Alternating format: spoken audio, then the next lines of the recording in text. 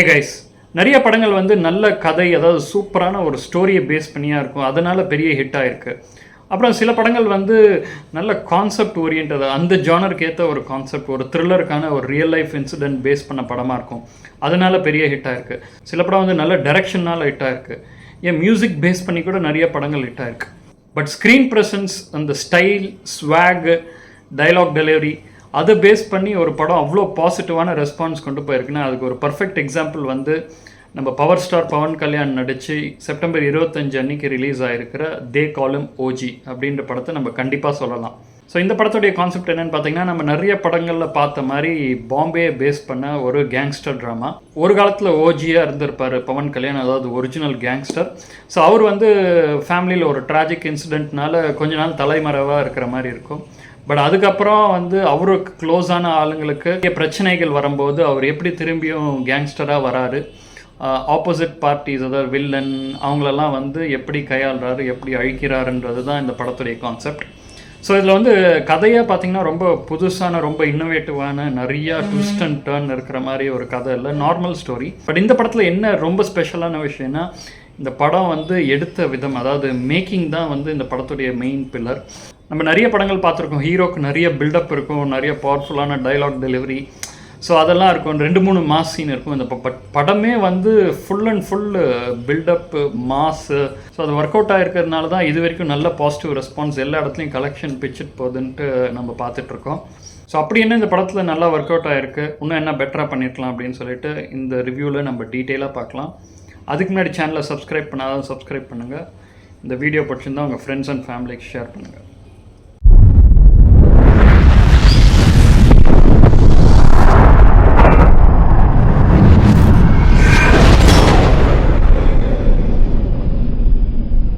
So first positive என்னென்னு பார்த்தீங்கன்னா, நம்ம இந்த மாதிரி ஹீரோயிசம் பேஸ் பண்ண நிறைய படங்கள் பார்த்துருக்கோம்.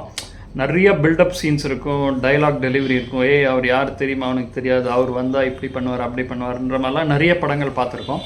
பட் இந்த படத்தில் என்ன ஒரு ஹைலைட்னா, ஸோ அந்த கொடுக்குற பில்டப்க்கு ஏற்ற மாதிரி அந்த சீன்ஸ்லாம் வந்து அந்த நம்பகத்தன்மையோட வெளிவந்திருக்கிறது தான் வந்து இந்த படத்துடைய மேஜர் ப்ளஸ் பாயிண்ட். அதாவது பவன் கல்யாணுக்கு அவங்க கொடுக்குற அந்த பில்டப் வந்து அவர் நேரில் வந்து அந்த சண்டை போடும்போது, அந்த இன்டர்வல் சீன் ஆகட்டும், அதுக்கப்புறம் நடக்கிற சீன்ஸ்லாம் பார்க்கும்போது நம்ம கன்வின்ஸ் ஆகும், ஓ வப்பா இவர் வந்தால் ஒரு பவர்ஃபுல்லான கேங்ஸ்டர், எல்லாத்தையும் அடித்து தூள் கலப்பிடுவார் அப்படின்ற அந்த கன்விக்ஷன் கொண்டு வர்றது தான் ஒரு பெரிய ப்ளஸ் பாயிண்ட்டு. மேஜர் பாசிட்டிவ் இந்த படத்துக்கு சொல்லியே ஆகணும். இவ்வளோ பெரிய கூட்டம், இவ்வளோ பெரிய டைரக்ஷன், இவ்வளோ க்ரௌடு வந்து புல்லாகிறதுக்கு மேஜர் காரணம் வந்து பவன் கல்யாண். ஸோ ஒரு ஸ்க்ரீன் ப்ரெசன்ஸ், அந்த ஒரு கண்ட்ரோல்டான ஒரு இன்டென்ஸ் கேங்ஸ்டர் எப்படி இருப்பார், அந்த மாதிரி அவர் த்ரூ அவுட் த மூவி அவரை கேரி பண்ணியிருப்பார். ஃபர்ஸ்ட் ஹாஃப்லலாம் வந்து அவ்வளோவா பெரிய டைலாக்லாம் இருக்காது, பட் அந்த ஃபைட் சீக்வன்ஸ், அந்த ஸ்லோ மோஷன் வாக், அந்த ஸ்வாக், அதெல்லாம் சூப்பராக ஒர்க் அவுட் ஆகிடும். அப்புறம் செகண்ட் ஹாஃப் பார்த்திங்கன்னா, ஃபர்ஸ்ட் ஹாஃபுக்கு ஆப்போசிட்டாக full and full screen presence, பவர்ஃபுல்லான டைலாக் டெலிவரி, அந்த இன்டென்சிட்டி, அந்த கோவம், அதெல்லாம் அவர் எக்ஸ்ப்ரெஸ் பண்ண விதம் வந்து பர்ஃபெக்டாக ரொம்ப நாள் கழித்து பவன் கல்யாணுக்கு ஒரு ப்ராப்பர் மூவி அமைஞ்ச மாதிரி எனக்கு ஒரு ஃபீல் இருந்தது. நிறைய மாஸ் சீன்ஸ் வந்து இந்த படத்தில் சூப்பராக ஒர்க் அவுட் ஆகிருக்கு. அதாவது ஃபர்ஸ்ட் அந்த அவர் இன்ட்ரடக்ஷனுக்கு முன்னாடியே ஒரு ஸ்வாட் ஃபைட் சீக்வன்ஸ் இருக்கும். ஸோ அந்த சீனை எடுத்த விதம் வந்து மேலே இருந்து ஜன்னலில் ஒருத்தர் பார்த்துட்டே இருப்பார், கீழே வந்து ஒரு ஷீட் மாதிரி இருக்கும். ஸோ பவன் கல்யாண் வந்து பார்க்கும்போது யாருமே தெரிய மாட்டாங்க, வரையும் அந்த ஷீட் தான் தெரியும். பட் அவர் ஒவ்வொருத்தரையாக கத்தியில் வெட்ட அந்த ரத்தம் வந்து அந்த ஷீட் மேலே வந்து வந்து வந்து வந்து விழுந்துகிட்டே இருக்கும். ஸோ அதுக்கப்புறம் கடைசியாக சண்டை முடிஞ்சோன்னே அதை அப்படியே வெட்டணுன்னு அந்த ஷீட் கீழே வந்து பவன் கல்யாண் இன்ட்ரடக்ஷன் காட்டுவாங்க. அதுதான் அவ்வளோ அழகாக சூப்பராக ஒர்க் அவுட் ஆயிருந்தது. அதுக்கப்புறம் இன்டர்வல் சீன் வந்து பிரகாஷ் ராஜுக்கு ஒரு பெரிய ஆபத்து வர மாதிரி இருக்கும். ஸோ அந்த ஒரு ஃபீல்டையே பற்ற வச்சு எரிக்க விட்டுருப்பாங்க. ஸோ அந்த சீனில் வந்து பவன் கல்யாண் எப்படி வராரு, எப்படி காப்பாற்றுறாரு, அதுக்கப்புறம் இன்டர்வல் வந்து ஃபயர் ஸ்டார்ம் இஸ் ஹியர் அப்படின்னு சொல்லிட்டு அந்த சீன் வரதெல்லாம் வந்து சரியான மாஸாக தியேட்டர் மூமெண்ட்ஸாக இருந்தது. அதே மாதிரி ஈக்குவலண்ட்டாக செகண்ட் ஹாஃபில் ஒரு போலீஸ் ஸ்டேஷனுக்கு போயிட்டு ஒரு சீன் இருக்கும். அந்த சீன்லாம் சரியான இன்டென்ஸான மாஸ் சீன். என்ன ஒரு ஆக்டிங், அந்த எக்ஸ்ப்ரெஷன், எக்ஸ்ப்ளோடிங் டைலாக்லாம் விடுவார் பவன் கல்யாண். நம்ம பார்க்கும்போது ஐயோ என்னடா இப்படியாவதுன்ற ஒரு அந்த இன்டென்சிட்டியை கொண்டு வந்தது அந்த சீன் ரொம்ப பவர்ஃபுல்லாக இருக்கும். அதுக்கப்புறம் கிளைமேக்ஸில் வந்து அந்த ஸ்வோர்டு எடுத்துகிட்டு ஜாப்பனீஸில் பேசுவார்.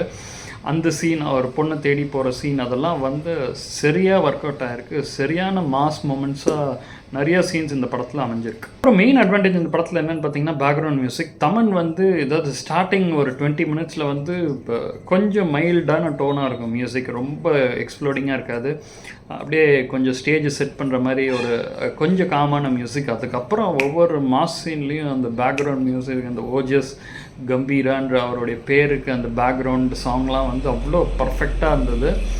அப்புறம் அந்த பிரியங்கா அருள்மோகன் இந்த படத்தில் ஹீரோயின், ஸோ அவங்களோட இருக்கிற அந்த பாட்டு சுவி சுவி அது கூட ரொம்ப கொஞ்சம் ப்ளசண்ட்டாக இருந்தது கேட்குறதுக்கு. ஹீரோ எலிவேஷன் சீன்ஸ்லாம் அப்படியே ட்ரிபிள் மடங்காக எக்ஸ்ப்ளோர் பண்ண வந்தது வந்து கண்டிப்பாக தமன் சொல்லலாம். நிறைய சப்போர்ட்டிங் கேரக்டர்ஸ் கூட ரொம்ப நல்லா பண்ணியிருப்பாங்க. ஃபார் எக்ஸாம்பிள் அர்ஜுன் தாஸோடைய கேரக்டர் ரொம்ப ஒரு பெரிய டேர்னிங் பாயிண்ட் படத்துலேயே.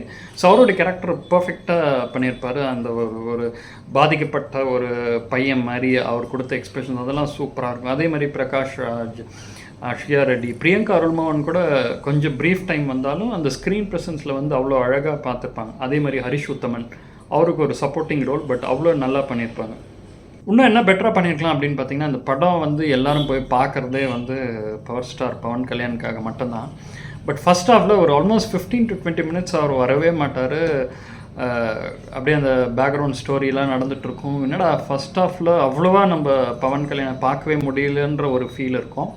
ஸோ அவருடைய மூமெண்ட்ஸ் நிறைய இன்னும் டைலாக் டெலிவரி அதெல்லாம் வந்து through out the movie spread பண்ணியிருந்தா இன்னும் சூப்பராக இருந்திருக்கும்னு எனக்கு ஒரு ஃபீல் இருந்தது. அப்புறம் மல்டிபிள் சப்ளாட்ஸ் இருக்கும், திடீர்னு மதுரை இருக்கும், திடீர்னு அப்படியே லொக்கேஷன் மாறிட்டே இருக்கும். ஸோ அந்த சப்ளாட்ஸ்லாம் வந்து சரியாக ஸ்டார்ட் ஆகாமல் சரியாக க்ளோஸ் ஆகாத மாதிரி ஒரு ஃபீல் இருந்துகிட்டே இருக்கும். நிறைய பேக் அண்ட் ஃபோர்த் போயிட்டு இருந்ததுனால இந்த படத்தோட அப்படியே ஜெல் ஆகிட்டு நம்ம கடைசி வரைக்கும் ட்ராவல் பண்ணுற ஃபீல் வந்து ரொம்ப கம்மியாக இருக்கும். அப்புறம் இன்னொன்று பார்த்திங்கன்னா, அது எக்ஸ்ட்ரீம்லி வைலண்ட் மூவி.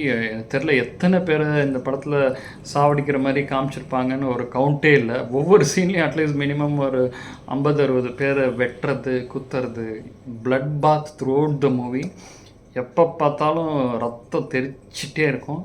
ஸோ அதை ஓரளவுக்கு மினிமைஸ் பண்ணி கொஞ்சம் கம்மி பண்ணியிருந்தால் இன்னும் நல்லாயிருக்கும்ன்ட்டு எனக்கு ஒரு ஃபீல். பட் ஓவரால் பார்த்திங்கன்னா பவன் கல்யாண் ஃபேன்ஸுக்கு இது வந்து ஒரு பெரிய ட்ரீட். இது வந்து அவங்க ரீவாட்ச் எத்தனை வாட்டி பார்த்தாலும் ஒரு போர் அடிக்காத மாதிரி ஒரு ஃபேன் சர்வீஸ் மூவி தான் வந்து தே காலும் ஓஜி. அவ்வளோ அழகாக அவங்களுக்காகவே எடுத்த மாதிரி ஒரு சூப்பரான படம். அதே மாதிரி இவ்வளோ பெரிய ஒரு ஸ்டாருக்கு ஒரு பர்ஃபெக்டான ஒரு ட்ரிபியூட் படம் மாதிரி கூட இருக்குது. அதனால் கண்டிப்பாக அதை பார்க்கலாம். இந்த எக்ஸ்ட்ரீம் வைலன்ஸ், வெட்டுறது, சுடுறது அதை பார்க்குறதுலாம் எனக்கு ஒரு பெரிய ப்ராப்ளம் இல்லை அப்படின்னு நினச்சா அது கண்டிப்பாக தியேட்டரில் மிஸ் பண்ணாமல் பார்க்க வேண்டிய ஒரு படம். பட் படத்துடைய லென்த்து 2 hours 40 minutes மேலே போனால் கூட போர் அடிக்காமல் எங்கேஜாக இருக்கும் இந்த படம் த்ரூ அவுட் த மூவி. இந்த மாஸ் படங்கள், கேங்ஸ்டர், இந்த ஹீரோ வர்ஷிப் மூவிஸ்லாம் எனக்கு கண்டிப்பாக இது பிடிக்கும் அப்படின்னு நினச்சா இந்த படத்தை மிஸ் பண்ணாமல் தியேட்டரில் பாருங்கள். மீண்டும் இன்னொரு ரிவ்யூவில் பார்க்கலாம். அது வரைக்கும் signing off is Gopi. Bye.